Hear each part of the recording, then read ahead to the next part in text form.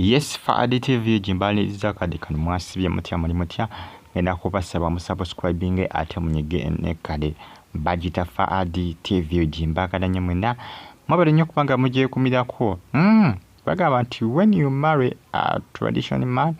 oba wakufa milimo despite your status this can never be me. Mulengere ono doli ni kabalebe luza mulengera nenya mutula amutandiseeko bwati bwali ninga kurema ngayogera bingi nnyo ku mitimbagano ku social media andozibwe ayogera bingi kati sawa zino agamaawo semanyanga ne wobero oli minister emirimu oba kufa milimo buyetasobola kati bwoba tosabola goza bwala boti basobola bala boti basobola uyo yefudde ekizibu ku social media ali mu kulumbanya mutolo kusane Eddie Kenzo Rema yamulumbako ngagamba Rema talina mpisa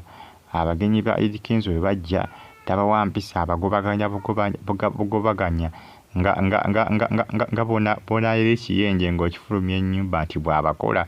yodoli ni kabalebe yoyo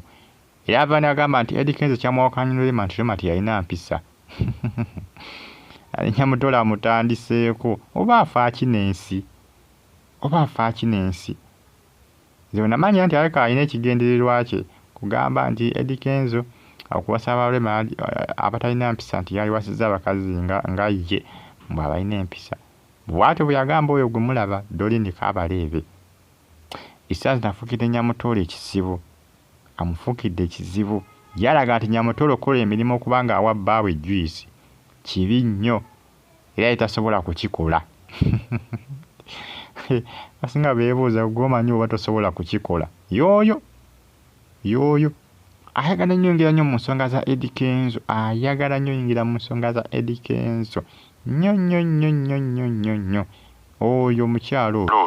oyo doli ni kabalebe oyo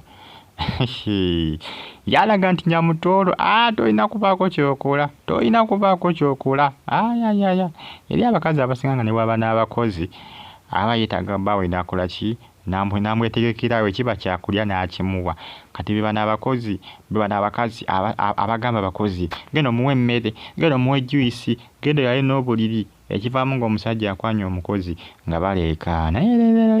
nga bokaaba nga buleekaana nga butandika okubala n'abakozi nga kaana nga kagobya omukozi kumbe ke kasindikiza omukozi ogenda akola emirimu egimu egyalikoleddwako kituufu omukozi aba alina okukola emirimu naye si buli mulimu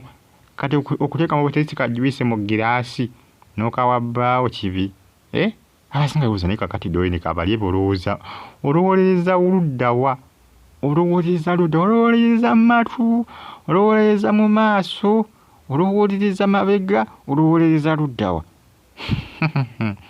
asinga beewuunyiza doli ni kabalebe okuvaamu endowooza eno nze simwewuunyiza nnyo yalumbako Rema nga bwe mbagambye biseebe nga bakyalina Eddie Kenzo olutalo olwagendera mu maaso nga bagamba nti Eddie Kenzo ne Jasmine waliwo ekigenda mu maaso yalaga nga Rema atalina mpisa wadde n'akatininya wadde n'ettondo wadde era ng'agamba nti Eddie Kenzo yandiwadde awasa abakazi nga ye abalina ku mpisa gwolaba oyo kati saazi n'alumba Nyamutolo olw'okuba Rema byamala ne bigaana n'avaayo kugamba alinga amakuba bw'oyagala okugabira musibitege kyobola basinga bamuyita mujja waani mbali bamuyita mujja wa Rema kati saazi abasinga bamuyita mujja wa Nyamutolo yoyo afuuse olunnaba afuuse ekizibu subscribing onyige kale bagita Fadi TV yoji mbebazi nibagamba nti muli b'amaanyi nnyo okubanga mugiye kumirako yagamba nti nze juice sobola kumumuwa mbeba n'abakyala bwe baakuzanga nga kugamba nga bwana buwala nga bulalu ku byalo gye bwakulira oba ku butundu gye bwakulira bwe buno bwamanyira ku sireyinga buno budoli ni kabalebe bwamanyira ku sireyinga ekimwogeza ebyo yewalaba omukyala alabira bbaawe agamba kirayo obufumbo bwamulema azunga buzunzi awunuuna buwunuunyi naye ati saazi alumba bali bufumbo kati nze neebuuza okwogera ku byalema n'amakulu nti talina mpisa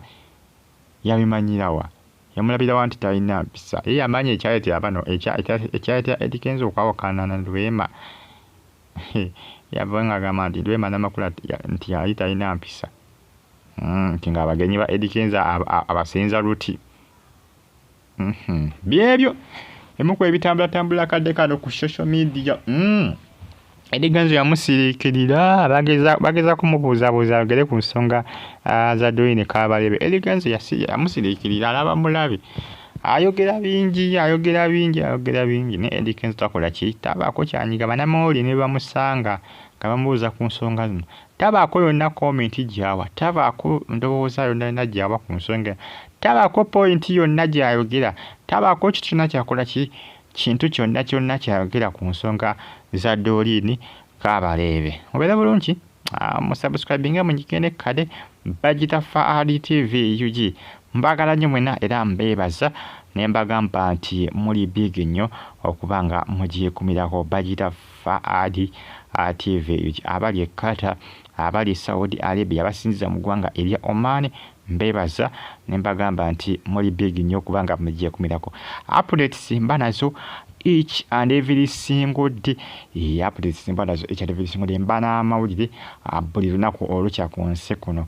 gwe just ekikakatako kiri kimu kyokka ku subscribing onyige enekukade yoyo yafudde ekizibu ku social media abasinga bamutumye mujja wa Nyamutooro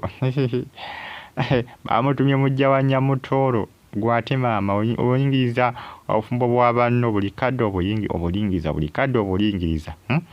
basinga byokuza afaaki ofaaki Doreen Kabalebe abasinga kye beebuuza mwengere kubanga mugyekumirako ate musubscribinge munyigene kale Bagita Fahad TV UG mbagala nnyo mwenna mbeere bulungi sigala ng'ogifollowinga updates mba nazo each and every single day we just ekikakatako subscribing onyigene kale ka comment section we kali awo oba kabuntira mu ka comment section abali Canada Toronto Iraq Baghdad Saudi Arabia mu kibuga Riyadh abali mu ggwanga erya Oman bagamba nti mwebale nnyo okubanga mugyekumirako Kampala Uganda bagamba nti namwe muli babode nnyo okubanga munfollowing amawulire gomba nago buli lunaku olukya ku nsi kuno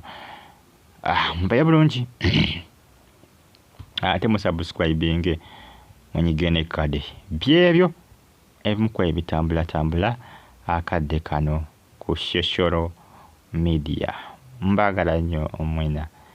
mube bulungi mweraba